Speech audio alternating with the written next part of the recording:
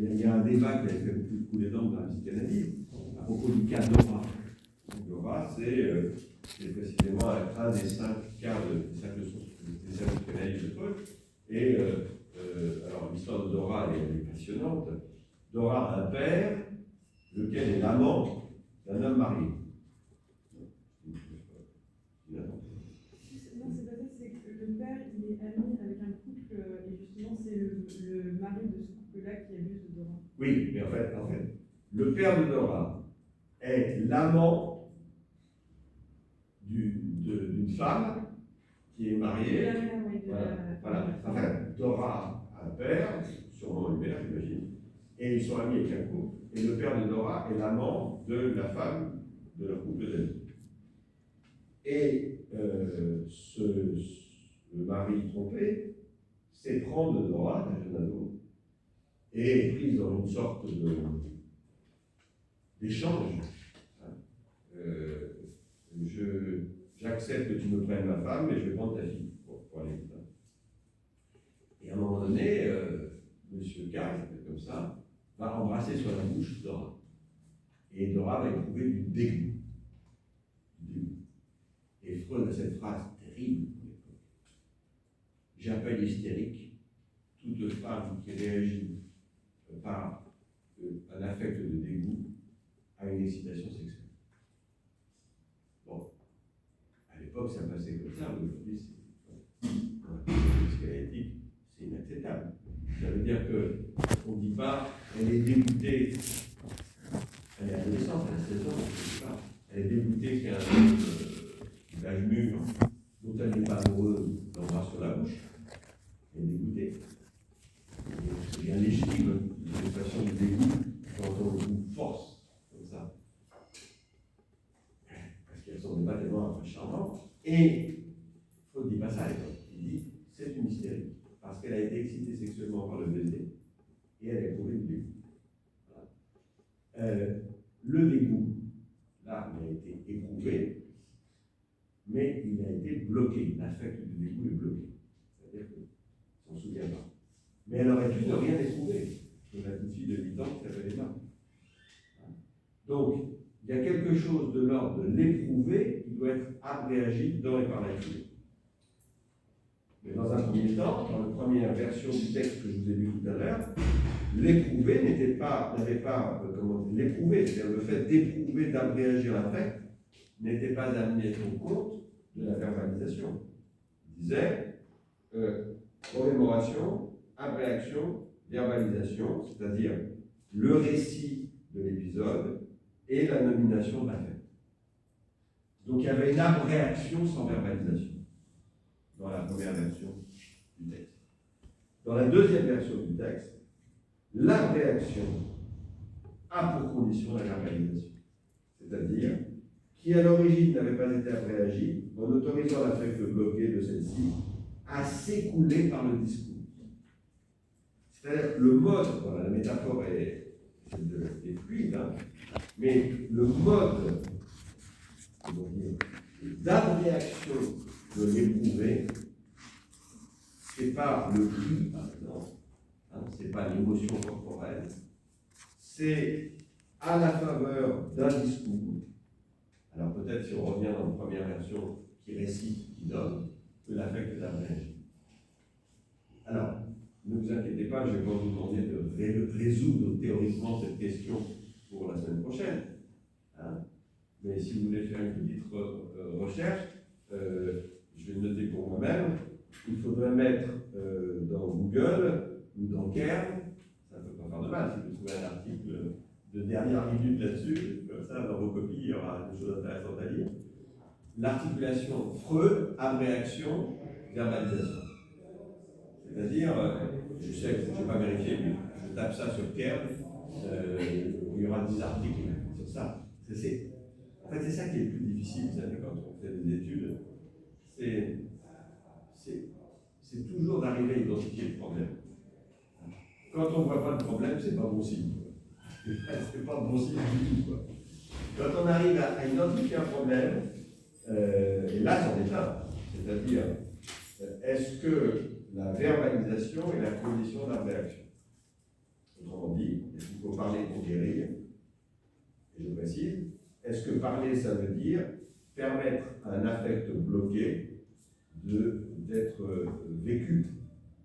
Vous voyez, la place du langage est vachement importante. Hein. C'est pas la même chose de dire je me remémore, j'abréagis et je parle en récitant et en nommant, et de dire tu ne peux pas abréagir un affect bloqué, c'est-à-dire la colère que tu n'as pas pu éprouver, tu ne pourras l'éprouver que pour autant que tu vas passer par le langage qui dit, qui parle, qui récite, qui détaille, qui nomme, pas la même chose. Donc le point de difficulté théorique, et on va dire aussi clinique, qui concerne l'effet curatif de la méthode de psychothérapie, c'est l'articulation entre le concept d'abréaction et de verbalisation. D'où la recherche qu'il faut faire entre abréaction et verbalisation. Voilà. Bon, vous trouverez, je n'ai pas cherché, mais vous trouverez. Il y a une philosophe psychanalyste qui m'avait aidé, ça peut peut-être qu'on peut faire cette recherche, qui s'appelle Michel, une femme, Schneider, Schneidler. J'avais lu un petit article, très bon article sur l'affect dans les études sur l'hystérie. Parce que si vous voulez, à l'époque de Lacan, et là je vous ouvre des portes qui sont trop grandes pour vous pour le moment, mais à l'époque de Lacan, on a complètement laissé de côté l'affect. En disant verbaliser, verbaliser, verbaliser, symboliser, symboliser. Hein. Bon, c'est pas sûr qu'il suffise de parler pour guérir. Je pense qu'il faut parler, mais aussi il faut éprouver pour rééprouver des choses. Sinon, on reste toujours un peu à distance de soi. On nomme l'insupportable et on continue de supporter l'insupportable parce qu'il est nommé. Mais l'idée, c'est aussi d'éventuellement transformer le rapport à l'insupportable pour qu'on n'accepte plus l'insupportable. Vous voyez, hein, si le seul idéal, c'est l'idéal du stoïcien, l'esclave sur Épictète, qui dit à son maître qui le frappe, tu vas me casser la jambe, et que le maître casse la jambe à l'esclave, et l'esclave lui dit, tu vois, je t'avais dit que tu allais me casser la jambe. Hein, si c'est ça la seule issue, c'est compliqué. Hein. Si je suis capable de nommer les choses, et je ne suis pas capable d'éprouver des affects qui me sépareraient des choses, c'est-à-dire, non, tu ne me frappes plus parce que maître que tu es, tu ne peux pas me frapper. Ça, c'est impossible dans la Grèce antique, évidemment. Mais voilà, dire non, refuser, ça ne peut pas se faire simplement en pensant et en parlant. Ça se fait en éprouvant quelque chose qui fait limite pour un sujet. Tu ne me frappes plus. Tu ne me parles plus comme ça.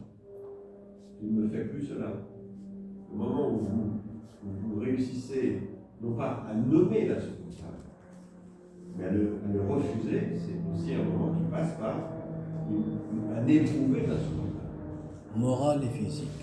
Oui, on peut dire ça comme ça, oui, on peut dire ça comme ça, en mobilisant ces deux dimensions-là. Mais on voit bien la différence entre quelqu'un qui peut dire ce qui ne va pas dans sa vie et ce qu'il ne supporte plus, et quelqu'un qui éprouve l'insupportable dans son corps, oui, comme tu dis, dans son corps. Hein. Je le vois toujours dans le cabinet. Quelqu'un dit je ne peux plus. Je me dis mais pourquoi je ne peux plus. C'est-à-dire, c'est très bien, c'est très important dans le langage. Les gens disent je ne peux plus, c'est physique. Voilà, je ne peux plus. Ce que me demande l'autre, c'est je ne peux plus. Mais pourquoi tu pouvais? C'était insupportable, mais tu pouvais. Et là, tu peux plus. Pourquoi? Parce qu'il y a quelque chose dans ton corps qui quasiment t'empêche de. Ça peut prendre une petite situation, hein, je ne rentre pas dans les détails, mais vous pouvez l'imaginer. Quand l'autre vous force à faire quelque chose que vous ne voulez pas faire, vous l'identifiez, le nommez dans et par le langage, et continuez de le subir, parce qu'il y a quelque chose de l'ordre de l'éprouver de l'insupportable qui n'a pas fait fonction de limite. Donc ça ne passe pas seulement par le langage, ça passe aussi par l'affectation. Monsieur, Oui. dans le cas de droit dont vous parliez justement tout à l'heure, je ne sais plus exactement ce qui avait poussé, je crois que c'est son père qui l'avait consulté Freud, enfin je ne sais plus. Oui, absolument. Il n'y avait pas une histoire comme ça de réaction physique et de vomissement, je crois. Oui, de tout. Oui, c'est ça, ouais, pardon. Oui. C'est chance de savoir ce qu'est devenu Dora. On a la chance d'avoir beaucoup plus d'informations aujourd'hui sur le cas Dora, parce que bon, on pense par exemple aujourd'hui, notamment à la lumière de la relecture par Lacan du cas Dora et d'autres, on pense que la problématique de Dora, c'était pas du tout qu'elle était amoureuse de Monsieur K, une sorte de substitut paternel, c'était qu'elle était amoureuse de Madame K. C'est-à-dire, en fait, la question de Dora, c'était la question de son homosexualité féminine, et pas la question de son Oedipe, au sens classique du terme. Les Freud, à l'époque, il était dans la question, il ne pouvait pas imaginer qu'une jeune fille puisse désirer autre chose qu'un homme issu du père. L'idée qu'une jeune fille puisse désirer une femme, ou se prenne d'amour pour une femme, autrement dit, elle n'avait pas envie de se faire embrasser par M. K, mais par Madame K. Ça, il faut rien vu. L'homosexualité féminine de Dora, oui, parce qu'il ne pouvait pas le voir, animé par des préjugés d'époque, c'est-à-dire l'hétérosexualité. Bon, mais ça c'est une autre question. On termine notre affaire là. Donc, en autorisant l'affect bloqué de celle-ci à s'écouler par le discours, bon, toujours cette question de permettre ou d'autoriser, et l'amène à une correction associative, bon ça vous le savez, en la tirant sous hypnose légère dans la conscience normale ou en l'abolissant par suggestion médicale. Rappelez-vous le film de John Huston, la suggestion médicale, sous hypnose, tu vas te réveiller et tu pourras marcher, ou tu vas te réveiller et tu n'auras plus la paralysie du bras, etc. C'est Augustine, ce sera. Comment? Non, le premier, je ne sais pas si vous l'aviez vu, c'est Freud, Passion secrète, de John Huston. Je l'ai passé au début. Mais bon, le point intéressant ici, vous voyez, et peut-être penser à ça pour la semaine prochaine, comparer ces deux textes. Comparez-les, et si vous avez un peu de temps et un peu de courage, regardez sur Kern ou sur Google, je ne sais pas, verbalisation, abréaction, éventuellement ajouter Michel Schneider, mais même, voilà, hein, il peut y avoir plus à rechercher, franchement. Mais je crois que ça peut vous aider. Voilà, donc j'avance encore pour la fin de ce texte, et après on discutera ensemble. Nous considérons que le gain thérapeutique est significatif quand on applique ce procédé. Naturellement, nous ne guérissons pas l'hystérie dans la mesure où elle est une disposition, c'est-à-dire l'hystérie qui vient, là je pense encore aux parties d'hérédité, nous ne pouvons nous ne pouvons en effet rien faire contre le retour des tels fluides. C'est-à-dire qu'il y a deux cas d'hystérie, l'hystérie acquise, qui est guérissable, et l'hystérie héréditée, qui serait incurable.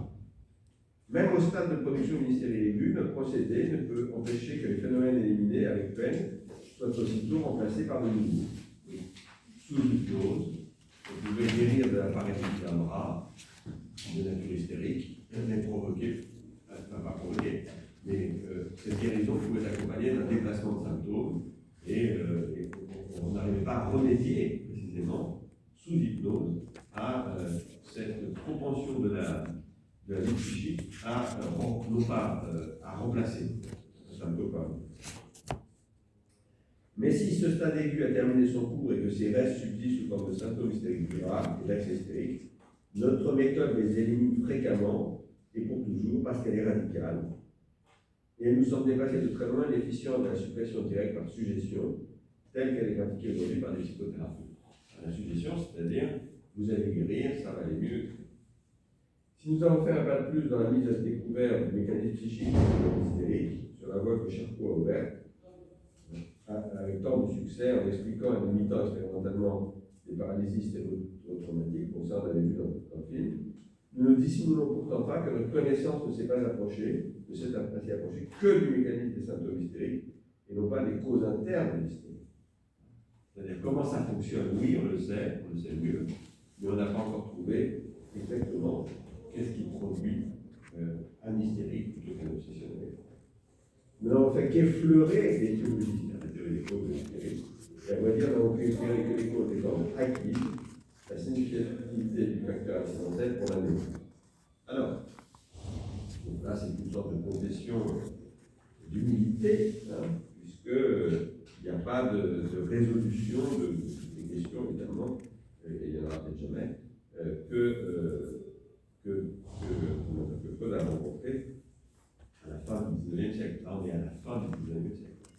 d'autres textes sur l'hystérie.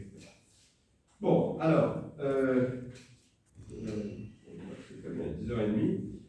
On va prendre un petit peu de temps pour aborder toutes les questions que vous voulez aborder, hein, avant les présentations comptables la semaine prochaine, et puis, de manière générale, pour vos dossiers, si vous avez des dossiers à faire, ou des questions générales sur la psychanalyse, c'est l'ultime moment.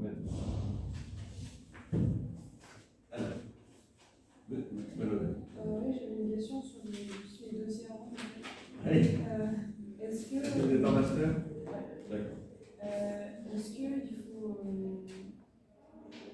Est-ce qu'on est obligé de prendre un sujet qui a un rapport peut-être avec la notion d'hystérie ou plus s'axer sur les autres concepts du cours Non, très bonne question. Je ne vous demande pas de me rendre un dossier sur l'hystérie. J'aimerais bien dire quelque chose qui concerne l'ensemble des concepts que tout à l'heure, bon, je vais les redire pour ceux qui sont arrivés en retard, l'ensemble des concepts que nous avons travaillé encore aujourd'hui, c'est-à-dire le concept de causalité, le concept d'hallucination, la question de la première fois de la répétition, la question du trauma, aujourd'hui l'affect, la représentation et la cure, voilà.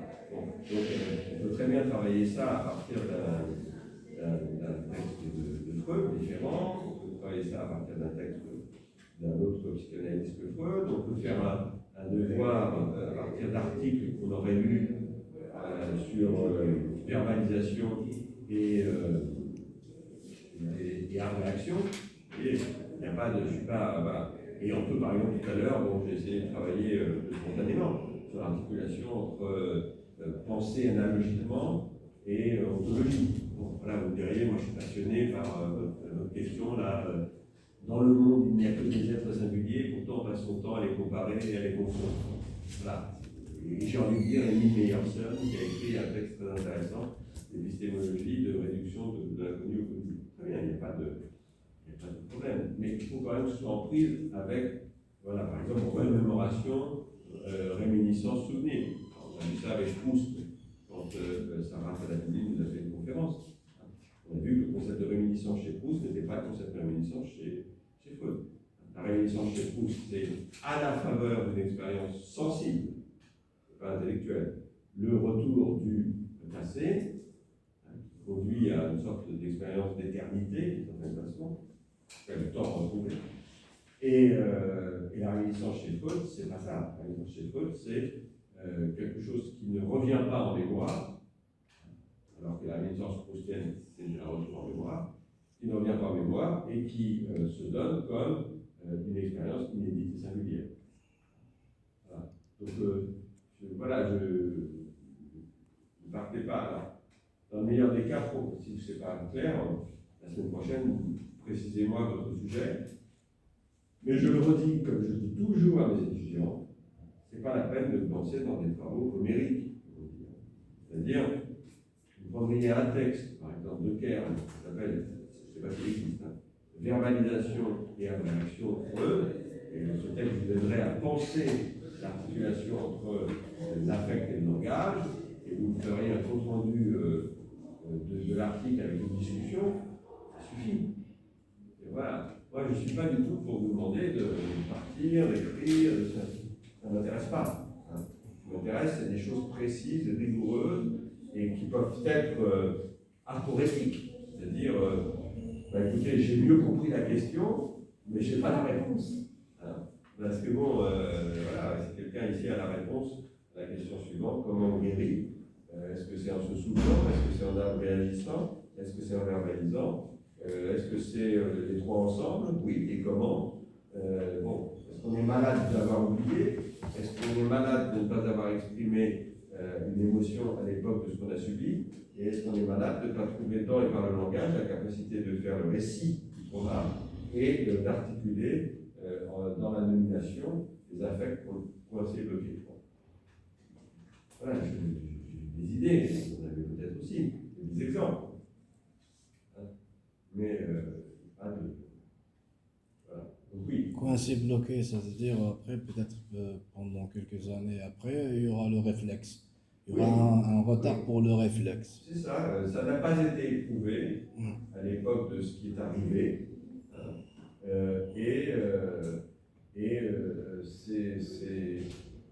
Ou alors ça a été éprouvé, le sujet, on ne s'en souvient pas. Hein. Vous vous souvenez peut-être qu'en ce moment, il y a la deuxième saison sur arte.fr, vous êtes en France, évidemment, vous êtes tous en France. La saison de la série excellente qui s'appelle En traitement. En thérapie. En thérapie, une treatment en anglais, c'est la version anglaise. C'est une très très belle série. Franchement, bon, vous n'allez pas vous mettre à voir les 25 épisodes pour la semaine prochaine. Mais la saison 1 est très très bien. Elle est toujours disponible. La saison 2 est encore mieux. Et dans la saison 1, je me souviens très bien d'un policier qui avait un certain nombre de symptômes, qui était entré dans la salle du Bataclan après les actes terroristes, et qui parlait que de ça, etc. Et vers la fin de sa thérapie, il s'est souvenu, il avait oublié bien sûr, d'un épisode terrible de son enfance, dans un village en Algérie, où des membres du GIA étaient entrés, avaient tué tout le monde, enfin, tout le monde dans la famille, et lui et son père s'étaient cachés dans un coffre et avaient échappé au massacre. Et quand ils étaient sortis, il avait fallu marcher sur les cadavres de l'oncle, de la tante, etc. Et quand il a marché sur les cadavres des gens qui ont été tués au Bataclan, il ne savait pas. Et il revivait la scène de son enfance où il a marché sur les cadavres des membres de sa famille. Donc, oui, il n'y a pas de traumatisme sans oubli. L'oubli, c'est la seule possibilité qui nous reste de tenir à distance l'insupportable. Mais en même temps, il n'y a pas de guérison, si on ne se souvient pas. Et qu'est-ce que ça veut dire se souvenir? Ça veut dire peut-être éprouver à l'âge adulte cette terreur, cette frayeur qui a été contenue quand on était caché avec son père, quand on entendait les mitrailleuses faire leur travail de mort. C'était peut-être aujourd'hui pouvoir dire l'horreur, le dire, vous voyez, c'est ça, tout seul, dire l'horreur. L'enfant, il ne peut pas dire l'horreur. L'enfant, il entend les mitrailleuses, il voit les flaques de sang partout, mais il n'y a pas les mots. Il ne peut pas. Il est auprès du trauma, il ne peut pas. Mais vous voyez, se souvenir, dire l'horreur, prenez la phrase à la lettre, c'est-à-dire trouver les mots pour dire et l'éprouver, cette horreur, tardivement, à l'âge adulte, quand on n'a pas pu l'éprouver enfant.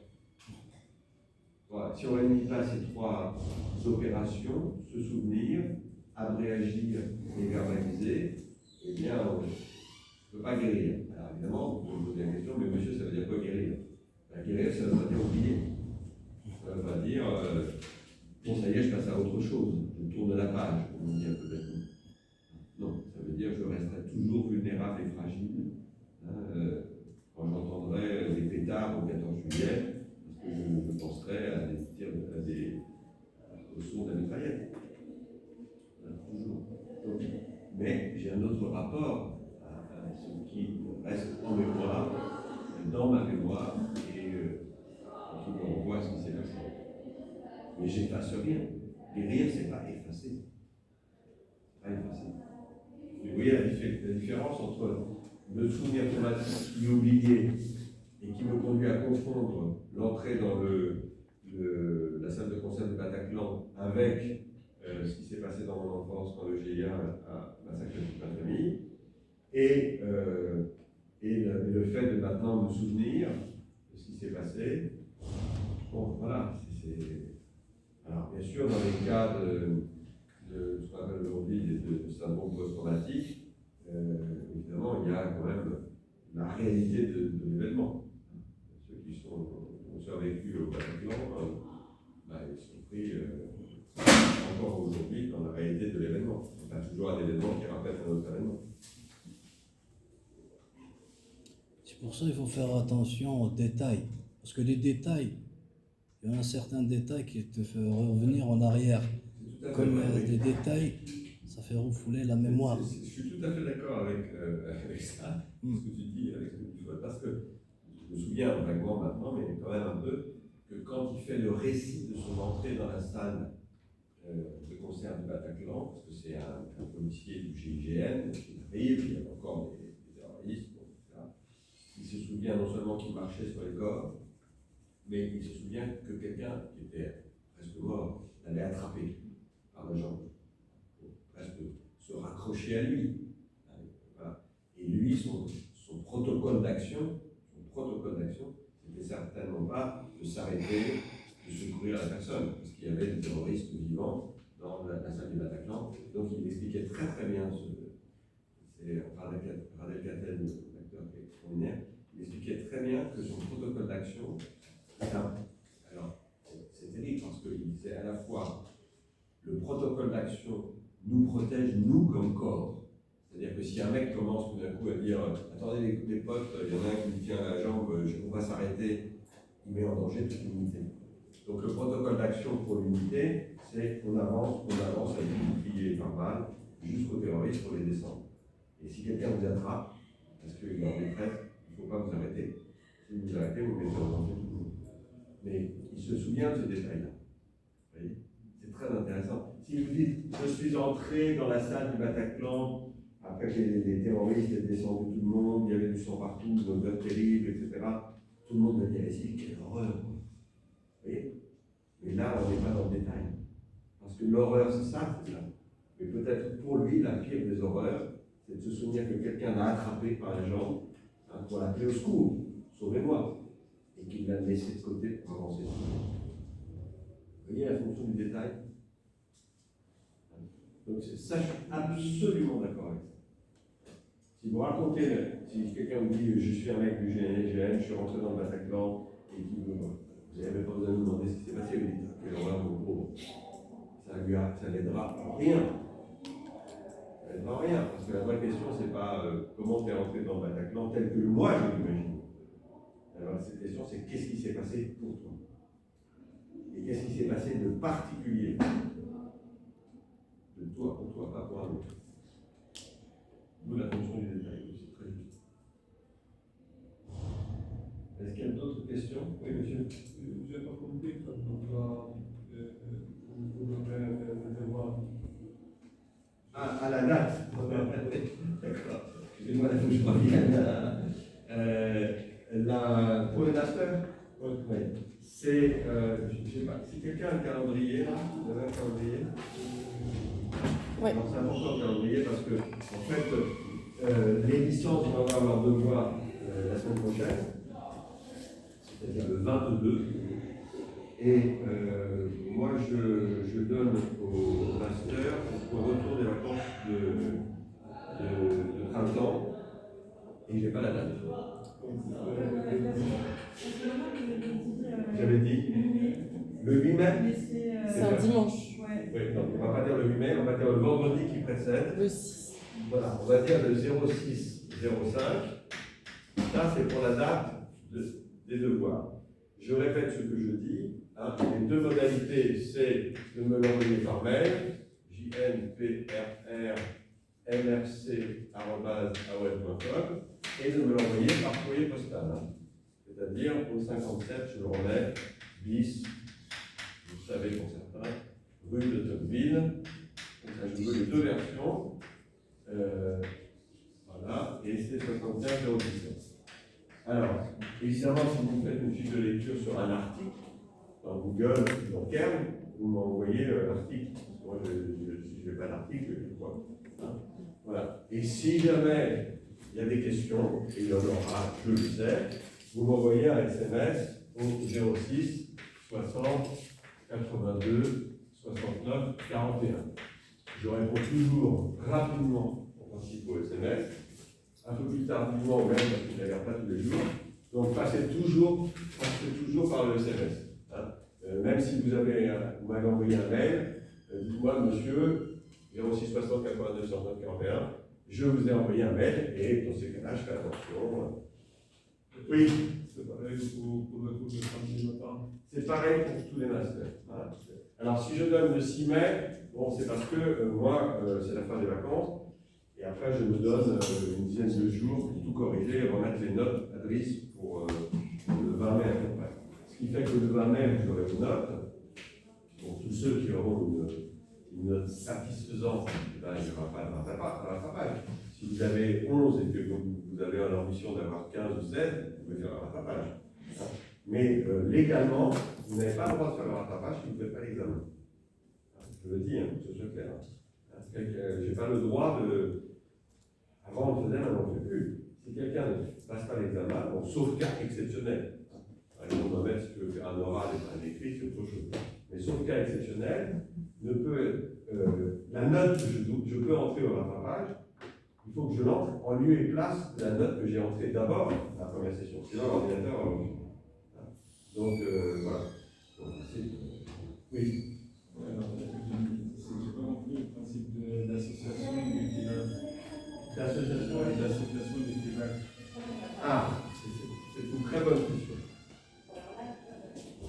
Le principe d'association, c'est l'idée que la mémorisation dans la vie, dans la mémoire, dans l'esprit, des événements dont vous faites l'expérience s'agglomèrent, s'agrègent en fonction de principes associatifs comme la contemporanéité, ça s'est passé en même temps, la contiguïté, c'est-à-dire ça s'est passé en même temps mais précisément juste après, l'analogie, c'est-à-dire ça ressemble à, etc.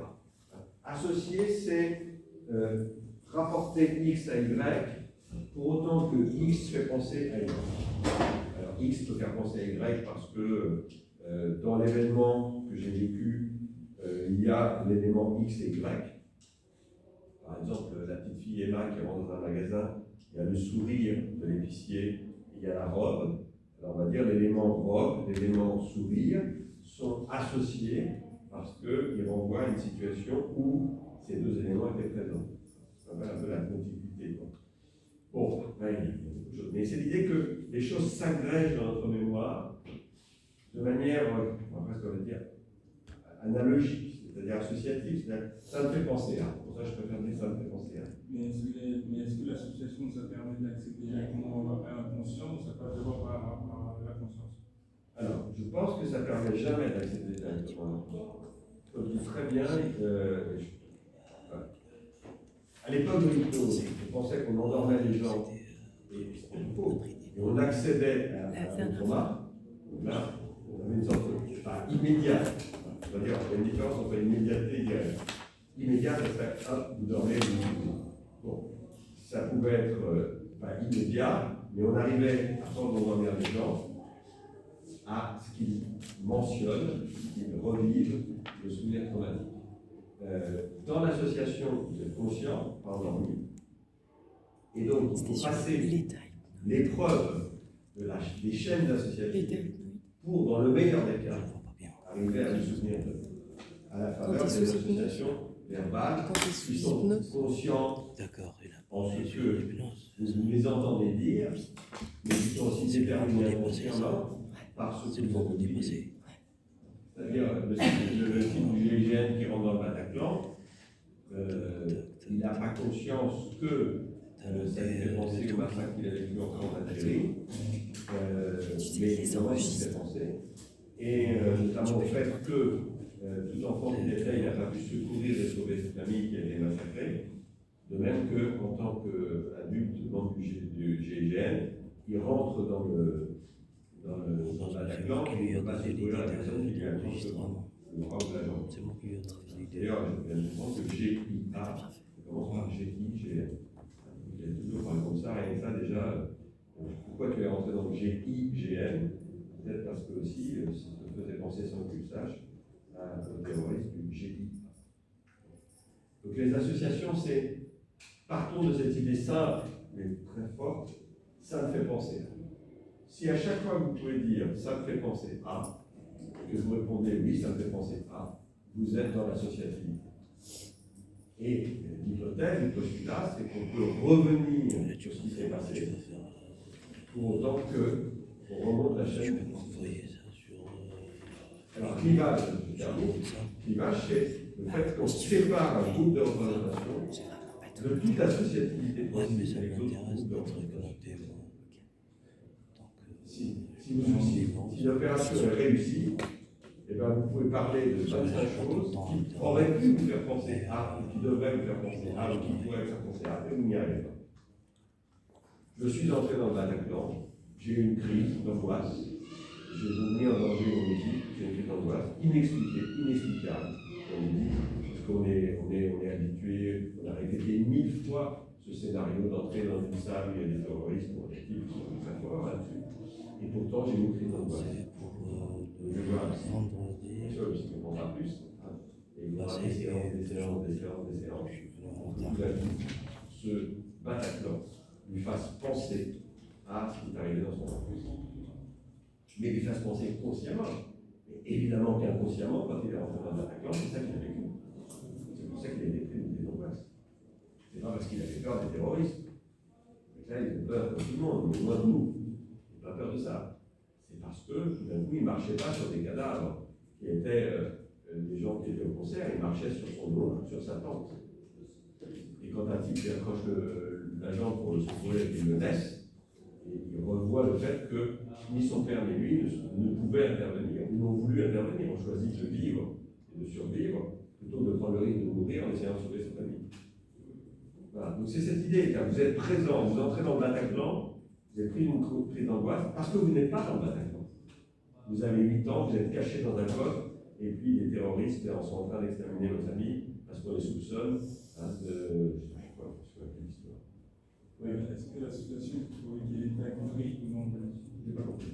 Est-ce que l'association provoquait l'État économique? Non, c'est plutôt... je veux dire, l'association consciente. Oui, l'état hypnoïde, c'est un concept un peu bizarre de Charcot qui veut dire on est dans un état second. On n'est pas complètement conscient de ce qui arrive, on n'est pas complètement endormi. On a une sorte d'état, vous savez, un peu comme au moment de se réveiller, on est un peu dans un état, on fait des rêves, on ne sait pas très bien si on rêve ou si on ne rêve pas, etc. C'est un état de moindre conscience. Alors bon, de là à penser qu'il faut avoir un état de moindre conscience pour être abusé ou traumatisé, je ne sais pas. Excusez-moi, monsieur. Oui.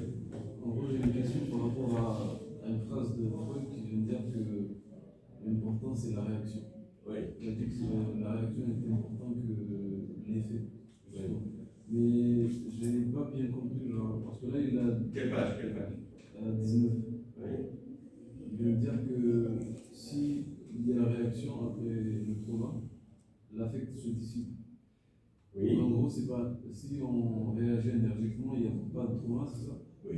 Ah, Oui. Oui. Qu'un souvenir perd de sa clarté, etc. L'important en l'espèce est surtout de savoir si on a ou non réagi énergiquement. Vous avez tout à fait raison de nous faire relire ce passage, c'est parce que il ne faut pas simplement lire réagi ou non, mais lire surtout énergiquement. C'est quelle page ça? C'est page 19. Un événement qui a causé la peur. C'est-à-dire, le point intéressant, c'est pas réagir, c'est énergiquement. C'est-à-dire que tout d'un coup, il y a quelque chose qui a mobilisé une énergie réactive à l'égard de ce que nous subissons. Nous entendons ici par réaction toute la série des réflexes volontaires et involontaires dans lesquels, on le sait par expérience, se décharge des affects, depuis les larmes jusqu'à l'acte de vengeance. On reprend un exemple de réflexe. Vous avez laissé une poêle sur le feu, vous avez éteint le feu, vous la prenez, maladroitement vous la touchez, elle est encore chaude. Votre main fait ça. Énergiquement. Vous voyez, il n'y a pas de oh, est-ce que c'est chaud? Non, il y a un réflexe. C'est ça qu'il veut dire. C'est-à-dire qu'il vous arrive quelque chose, quelqu'un vous agresse dans la rue. Hein? Non, c'est un réflexe non volontaire. Non volontaire. Voilà. Tout à fait d'accord. Quelqu'un vous agresse dans la rue, vous êtes stupéfait parce que vous n'attendiez pas, vous êtes paralysé, vous êtes angoissé. Là, il n'y a pas de réaction énergique.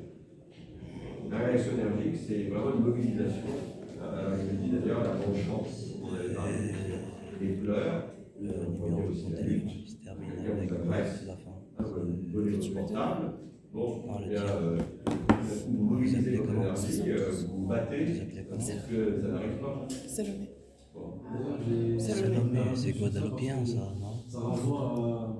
Salomé. Salomé, c'est hébreu. Ah oui. Céder n'est pas consenti. Absolument. En gros, la jeune fille qui s'est fait toucher, Oui. le fait qu'il n'a pas réagi énergiquement face à ça, c'est un trauma. Alors. Si on va sentir cette Ah ben, si, justement, si elle avait réagi énergiquement, c'est-à-dire avec une petite fille de 8 ans, c'est un peu difficile de mettre une claque à l'épicier ou de l'insulter et de traiter de pervers. Si elle avait réagi énergiquement, elle aurait été traumatisée. Ça vient du salut, non? Quelqu'un qui vous viole, Voilà. qui vous empêche. Shalom Aleichem, ça veut dire salut à tous. Qu'est-ce qui vous reste? Le cri, les larmes, ce sont des bonnes réactions. Et pas la possibilité de Salomé aussi. Je pense. Vous subissez quelque chose sans pouvoir Ça réagir. existe aussi en Argentine. Ça existe aux Caraïbes. Monsieur, Moi, j'ai une question Dans les environs, on va dire, Martinique et Guadeloupe.